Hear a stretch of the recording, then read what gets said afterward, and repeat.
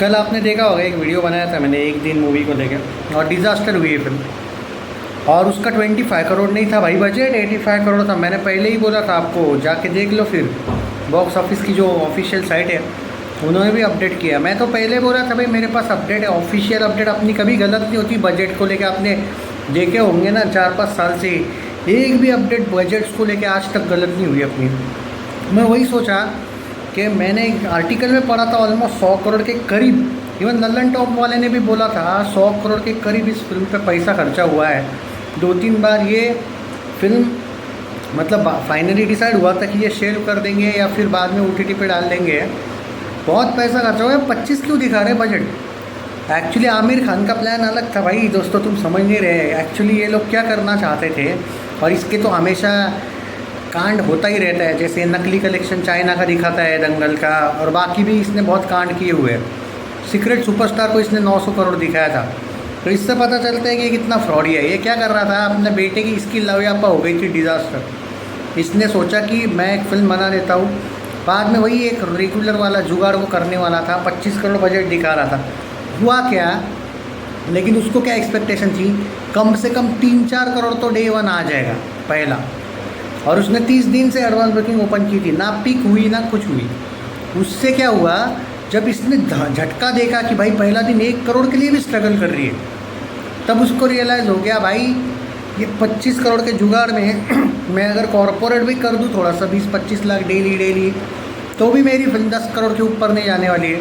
तो क्यों ना मैं रियल में 85 करोड़ का जो बजट है वही दिखा दूँ, क्यों गवर्नमेंट के वो टैक्स वैक्स के मसलों में पढ़ूँ। तो इसलिए भाई वो बाद में बॉक्स ऑफिस इंडिया की जो साइट से इसने जो सेटिंग करी होगी वो इसने कैंसिल कर दी होगी, क्योंकि पहले 25 करोड़ बजट दिखाना, बाद में 85 करोड़ बजट दिखाना, ये ओपनली प्रूफ है कि ब्राइब की कोशिश की होगी, लेकिन बाद में ब्राइब कैंसिल। क्योंकि भाई पहले दिन का ये वेट कर रहा था, दूसरे दिन बजट अपडेट हुआ। सोचो पहले दिन 25 दिखा रहा था, बाद में 85। तो भाई ये बहुत जुगाड़ हुए, मैं पहले से ही बोला हूँ आपको। तो दोनों दिन में जो झटका इसको मिला कि भाई 2 करोड़ के लिए भी रो रही थी ये फिल्म। आज का भी बता देता हूँ मैं आपको, ज़्यादा से ज़्यादा 1 करोड़ आएगा, 3 करोड़। और कल से इसके ऑलरेडी पहले 3 दिन में 500 नहीं 400 शोज़ कम हुए। आप इमेजिन करो, ये फिल्म के जो शोज़ थे वो 1900 थे, ऑलमोस्ट बताया जा रहा है कि 1500 पे आ गई ये फिल्म। और मंडे से तो शायद उतने भी नहीं होंगे, मतलब 3 दिन के 3 छुट्टियाँ थे। 3 करोड़ का कलेक्शन है आपका, 30 दिन से आपने एडवांस बुकिंग ओपन करके रखी है। सोचो कितनी घटिया डिज़ास्टर है ये फिल्म। मतलब लवयापा से भी बड़ी डिज़ास्टर हो रही है।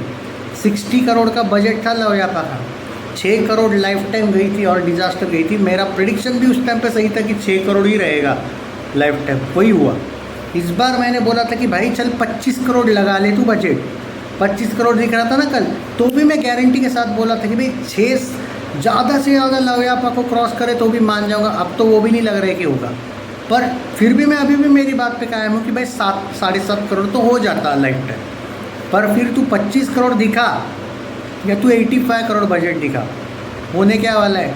25 करोड़ बजट होगा तो फ्लॉप होगी, 85 करोड़ बजट होगा तो डिज़ास्टर होगी, बचने तो नहीं वाली। और भाई मंडे से इस फिल्म के कलेक्शन छोड़ो, बॉक्स ऑफिस की जो साइट है ना, मंडे या ट्यूसडे को इसको डिज़ास्टर का या फ्लॉप का वर्डिक्ट दे देगी। लिख लेना, जैसे वो फिल्म आई थी ना सनी वेड्स गिनी 2 कुछ आई थी देखो पिछले वीक में, उसको चौथे दिन में फ्लॉप का वर्डिक्ट मिला। इसको भी चौथे नहीं दिन मिलेगा, 5-6 दिन के बाद मिलेगा। डिज़ास्टर मिलेगा या फ्लॉप मिलेगा अब ये वक्त बताएगा कि नहीं आप तो फ्लॉप नहीं मिलेगा ना, क्योंकि 25 करोड़ नहीं 85 करोड़ बजट है। और मैंने पहले भी बोला था आपको कि अपने अपडेट कभी गलत नहीं होते।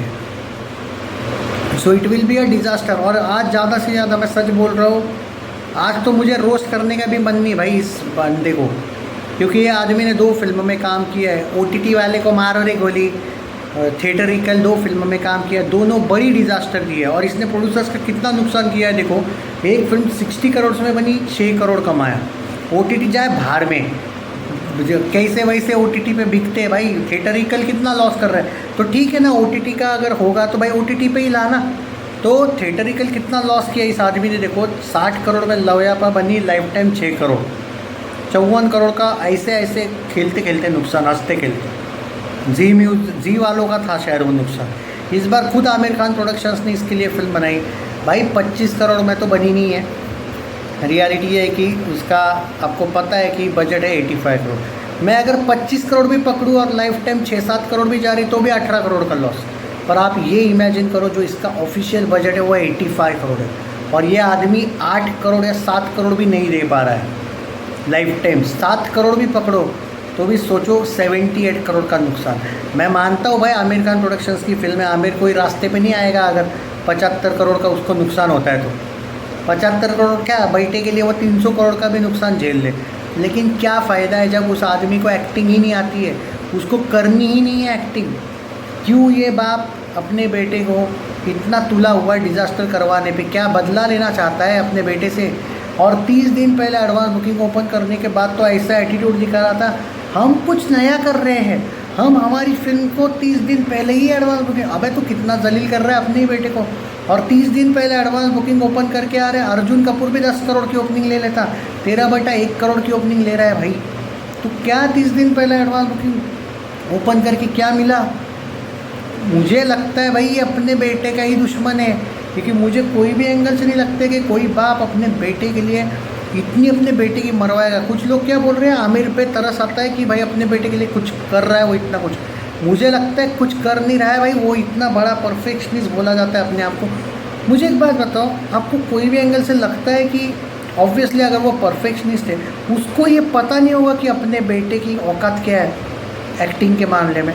आपको नहीं लगता है कि जानबूझ के कर रहा है अपने बेटे के साथ? मुझे सच में उल्टा लगता है भाई, ये हेल्प नहीं कर रहा है बेटे की, ये बेटे की मार ज़रूर रहा है। पता नहीं कौन सा गुस्सा है या क्या है इसका, या पहली वाइफ से इसका कोई पंगा पुराना, मतलब ऑब्वियसली डिवोर्स ही है ना वो, तो वो इतना क्यों कर रहा है उस बेटे के लिए मुझे समझ नहीं आ रहा है। कुछ तो भाई झमेला है और मुझे इसमें इंसल्ट दिखती है बेटे की। मुझे 1% भी ऐसा नहीं लग रहा है कि ये कोई बाप का प्रेम है, क्योंकि जिस लेवल पे, अब एक बात बोलो, मुझे बात बताओ, ये आदमी हर जगह पे जाके मैं इमोशनल हो गया, मैं एक दिन देख के रो पड़ा।